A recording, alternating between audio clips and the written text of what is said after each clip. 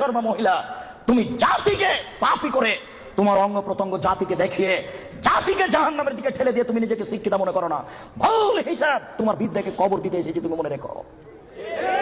তোমার মুখ দেখলে পাপ হয়, তোমার হাত দেখলে পাপ হয়, তোমার পা দেখলে পাপ হয়, তোমার শরীর দেখলে পাপ হয়, তোমার চুল দেখলে পাপ হয়, তোমার গোটা দেহটাই হচ্ছে অন্যের জন্য পাপের বস্তু। শোন এই ছেলে, তোমার বাপ তোমার বোনকে দিয়ে জাতিকে পাপী করে তোমার বাপ যেন তাহাজ্জুদ পড়ে জান্নাত কিনতে না চাই, বলে গেলাম তোমাকে। আর তোমার বোনকে বলে গেলাম, তোমার বোনের সাথে আমার অনেক কথা আছে, তোমার সাথে কথা আছে।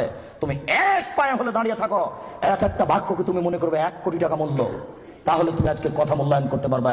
আবারও বলে যাচ্ছি, তোমার বোন জাতিকে পাপী করে নিজেকে যেন শিক্ষিত মনে না করে।